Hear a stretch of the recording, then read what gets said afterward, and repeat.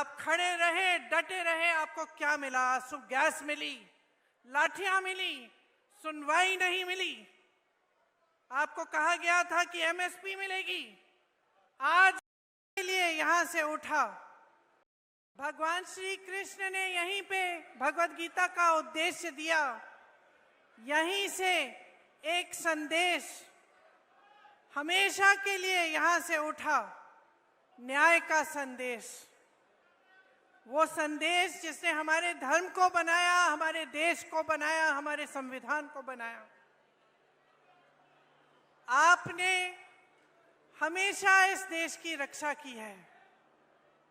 यहाँ के किसानों ने, यहाँ के जवानों ने, यहाँ के खिलाड़ियों ने पूरे देश का सम्मान रखा, देश के हित का सम्मान किया, उसकी सुरक्षा की। आप अपने बच्चों को पालते पोसते हैं। आपके ही बच्चे हमारी सरहद पे जाकर हमारे देश की सुरक्षा करते हैं, जान देने के लिए तैयार रहते हैं। हर पल हरियाणा के प्रदेश के बच्चों ने, आपके बच्चों ने, यहाँ की बहनों ने, यहाँ के बुजुर्गों ने पूरे देश का सम्मान सुरक्षित रखा है।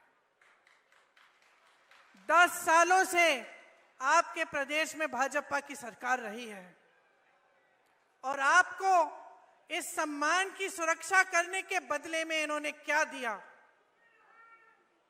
आपको अपमानित किया और आपका निरादर किया। हर स्तर पर आपका निरादर किया।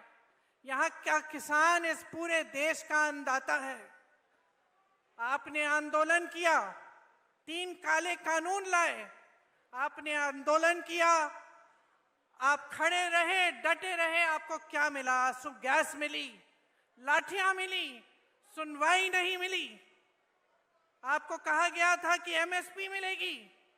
आज भी जो एमएसपी है 24 आपके जो उपज है उन पे दे रहे हैं, इनमें से तो 10 आप उगाते ही नहीं है। यहाँ आपके साथ विश्वासघात हुआ हर स्तर पर। नौजवानों के साथ देखिए, यहाँ पे इतनी बेरोजगारी है कि मुझे बताने की जरूरत नहीं है। आप हाथ उठा के बताइए कितनों को रोजगार मिला है इस सरकार से।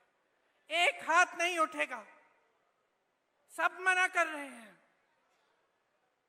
यहाँ के नौजवान कर्मठ हैं। हम दिल्ली के बड़े शहर में देखते हैं, दिल्ली में, मुंबई में, अलग अलग शहरों में यहाँ से पलायन करके जाते हैं। रोजगार वहाँ मिलता है तो हम खुद देखते हैं। जब भी मैं मिलती हूँ, कोई हरियाणा का युवा है, मुझे मालूम होता है ये कर्मठ बच्चा है, मेहनती बच्चा है, इसका आत्मसम्मान है। लेकिन हरियाणा के अपने प्रदेश में जो 10 सालों से सरकार चल रही है, उसने इसका भी सम्मान नहीं किया। नौजवानों के लिए क्या मिला?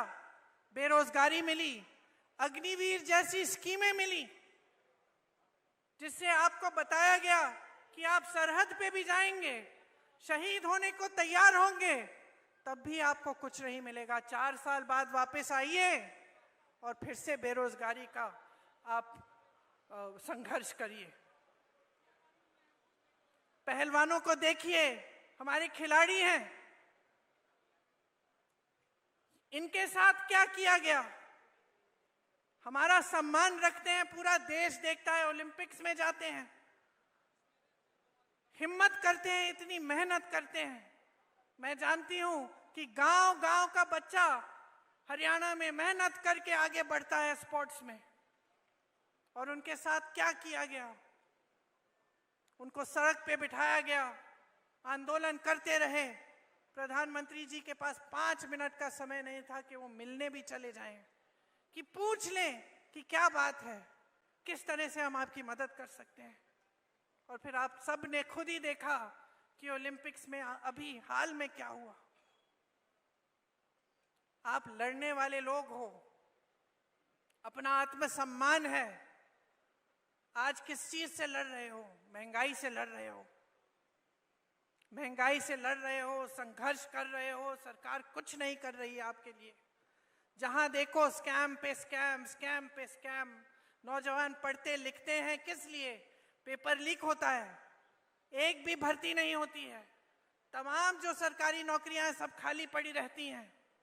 तो आपके सामने आपका भविष्य क्या है? आज आत्मसम्मान से जीना है, न्याय चाहिए, तो इस सरकार को फेंक निकालो, हटा दो इस सरकार को। कुछ नहीं मिला है आपको इस सरकार से, सिर्फ बड़ी बड़ी बातें। और मुझे ताज्जुब होता है कि बड़े से बड़े प्रधानमंत्री भी यहां आते हैं, वही पुरानी बातें कह रहे हैं जो 10 साल पहले कही। आज वादे कर रहे हैं कि वो ये करेंगे, वो करेंगे, एमएसपी करेंगे, रोजगार दिलवाएंगे। अरे 10 सालों में क्यों नहीं किया? 10 सालों में किसानों की सुनवाई क्यों नहीं हुई? नौजवानों की सुनवाई क्यों नहीं हुई? जवानों की, पहलवानों की सुनवाई क्यों नहीं हुई? महिलाओं की सुनवाई क्यों नहीं की? जो महंगाई के सामने तड़प रहे हैं, जूझ रहे हैं महंगाई से, एक छोटी सी चीज खरीद नहीं पाते। त्योहार आते हैं, घबराहट होती है, घर में कोई बीमार पड़ता है, घबराहट होती है, फीस भरनी पड़ती है, घबराहट होती है। और ये लोग वही घिसी पिटी बातें जो 10 सालों पहले इन्होंने आपसे की थी, वही बार बार दोहराते रहते हैं। कोई नई स्कीम इन्होंने निकाली आपके लिए? एक स्कीम निकाली, ये जो परिवार वाला आईडी कार्ड है, ये है इनकी नई स्कीम।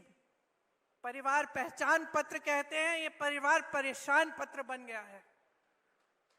इसके लिए भी आपको परेशानियां ही झेलनी पड़ रही हैं। इसके अलावा कुछ नया नहीं लाए हैं। आपको मजबूत करने के लिए, आपके भविष्य को उज्जवल करने के लिए, आपको सम्मान देने के लिए कुछ नहीं लाए हैं। शैलजा जी ने कहा कि यहाँ कांग्रेस की लहर है। हुड्डा जी ने भी कहा कि पूरे हरियाणा में कांग्रेस की लहर है। मैं कहती हूं ये आपके सम्मान की लहर है, ये आपके सम्मान की लहर है। अब समय आया है कि संविधान के द्वारा जो आपको वोट दिया गया है, इसको आप एकदम सावधानी से आप इसका इस्तेमाल करें। अगर आज आप बट जाएंगे और किसी भी राजनीतिक दल ने आपको बांटने की कोशिश की और आप बट जाएंगे, आप इनके बहकावे में आ जाएंगे, तो आपको अपना सम्मान वापस नहीं मिलेगा। इस संविधान ने आपको सम्मान दिया है, इस संविधान ने आपको हक दिया है, अधिकार दिया है। इस संविधान को बदलने वाले जो बात करते हैं कि इस संविधान को बदलेंगे, उनको आप बदल डालें। ये सम्मान की लहर जो पूरे प्रदेश में फैली हुई है, इसको और भी मजबूत बनाइए। भाजपा जा रही है, कांग्रेस आ रही है, आपका सम्मान आ रहा है।